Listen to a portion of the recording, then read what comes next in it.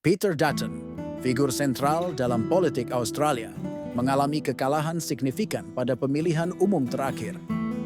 Ia tidak hanya gagal membawa koalisi oposisi memenangkan kekuasaan, tetapi juga kehilangan kursinya sendiri di parlemen. Kekalahan ganda ini menandai titik terendah dalam karier politiknya. Situasi ini memunculkan pertanyaan mendasar. Mengapa seorang pemimpin oposisi bisa kalah begitu telak? Analisis mendalam diperlukan untuk memahami faktor-faktor yang berkontribusi pada hasil yang mengejutkan ini. Salah satu alasan utama kekalahan Dutton adalah persepsi publik terhadap dirinya. Selama bertugas di berbagai posisi menteri, terutama imigrasi dan dalam negeri, ia dikenal dengan kebijakan yang keras dan pendekatan yang tegas. Citra ini, bagi sebagian pemilih, dianggap kurang empatik atau terlalu konfrontatif. Kebijakan-kebijakan yang diusungnya seringkali memicu kontroversi.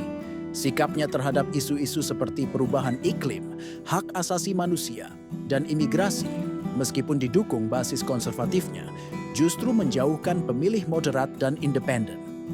Pernyataan-pernyataan kontroversial di masa lalu juga terus menghantuinya.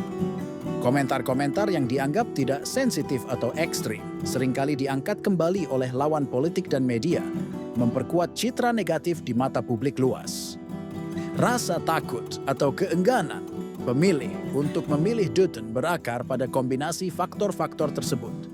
Kebijakannya yang keras menimbulkan kekhawatiran tentang arah negara, terutama di kalangan imigran dan kelompok minoritas.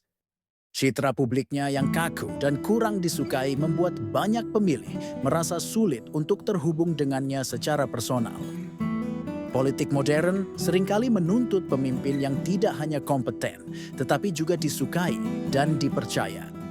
Kontroversi masa lalu menciptakan keraguan tentang penilaian dan kepemimpinannya. Pemilih khawatir bahwa kepemimpinan Dutton akan membawa kembali kebijakan atau retorika yang memecah belah masyarakat. Secara keseluruhan, kekalahan Peter Dutton adalah hasil dari akumulasi persepsi negatif, kebijakan kontroversial, dan dinamika politik yang tidak menguntungkan. Ini menjadi studi kasus penting dalam analisis politik tentang bagaimana citra dan rekam jejak seorang pemimpin dapat sangat memengaruhi nasib elektoralnya. Nah, kalau di Indonesia, kira-kira calon yang rekam jejak seperti Dutton ini bisa tetap terpilih tidak ya? Tulis pandangan kamu di kolom komentar dan jangan lupa untuk subscribe.